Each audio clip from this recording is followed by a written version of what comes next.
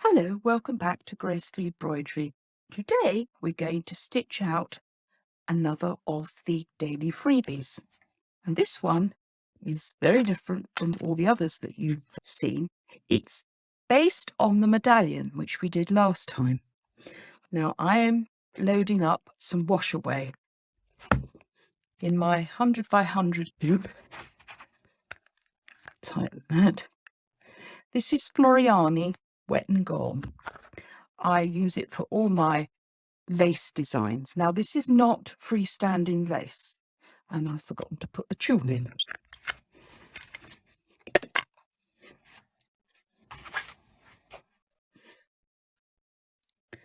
Tulle does vary. You'll find that there's stiffer tulle. The sparkly stuff tends to be a little bit softer, but if you go for good quality tulle, it can be a lot stiffer. And the best place to find it is from a bridal fabric supplier. So we've got one layer of Wet and Gone and a layer of sparkly tulle. We're going to go over to the machine and stitch out today's design. This is a lace design which is embroidered on tulle, which holds it together and means it can be more delicate than freestanding lace. This is Floriani's Wet and Gone. One layer is always sufficient with the tulle. I'm stitching this out in two colours. Firstly, we are going to use a little element that you saw in the shadow work.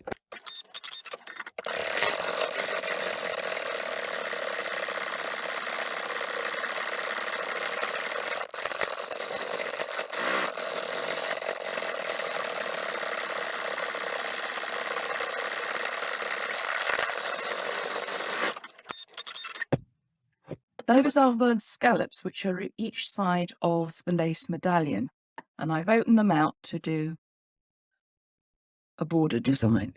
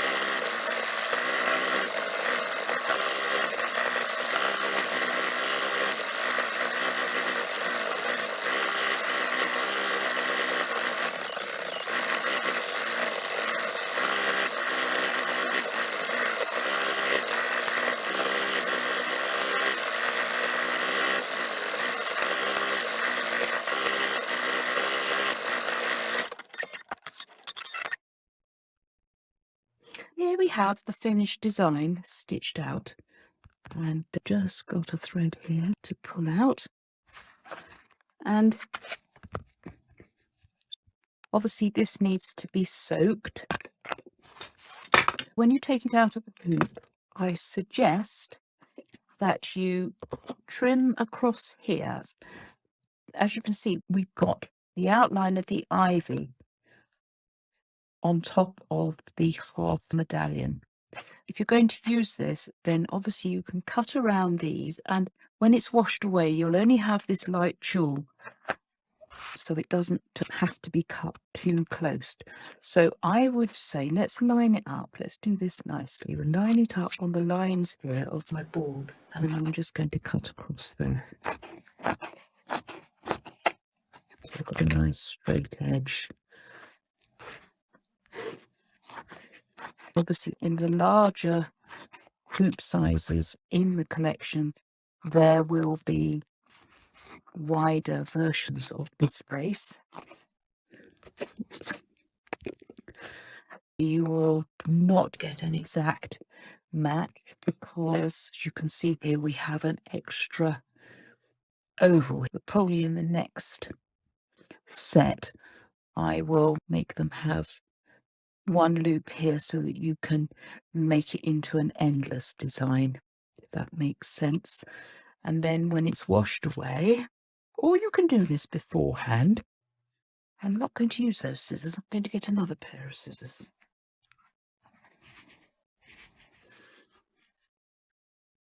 Come in here.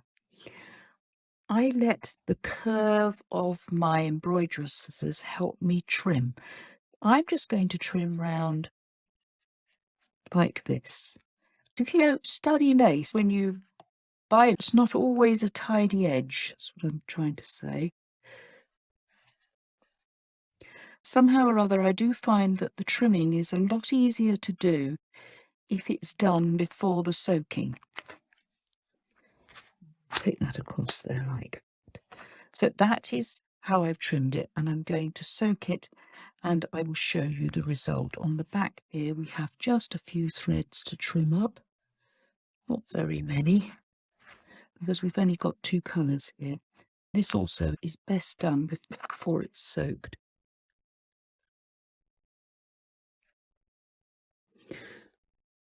Because if you think about it, if I'm going to cut anything, I will cut the stabilizer and not the tulle. We have a nasty jump stitch here that goes across. Pull that out. And that's the beauty of doing it now. And the same on the other side. There's that thread there to cut away. I usually find when you're doing your trimming and tidying up, you get to know a design. If you're trimming a long piece of this, you know exactly where to do it. And if you trim it this end, theoretically, oops, if I get my stitch ripper, I can pull the whole thing out. There we are. So there's no threads on the back there now. That's ready to soak. So that is the scallop lace. These 2 lace designs have now been soaked and dried. And we can see the one here at the top, which has been done in the 2 colours. This one here, I've just done it in Sulky Rayon 1071, which is an off-white, and I feel is a softer white. I don't like stark whites, as you may have noticed. So they have worked out very well. Now you can see the edging where I've cut, and you could go in here and tidy that up. That's the all white one. And as I said before, I will create an endless version of this so that that little oval sits on the end and can join. And I'm also going to try and make a corner out of this lace. So that's today's freebie. I hope you enjoy it. If you want to collect these Graceful Ivy freebies, they are available to download if you are a member of the Graceful Embroidery Group Forum. You will find links in the description below this video, and you follow those links and it will give you all the instructions on how to become a member of the group forum so that you can download all the freebies that are part of the 15th birthday event at Graceful Embroidery. Please hit the subscribe button. The more people that find out about Graceful Embroidery, the more we will be able to learn from each other. Hit the little bell, then you'll be notified every time I create a video. Thank you for watching, and until next time, happy embroidering.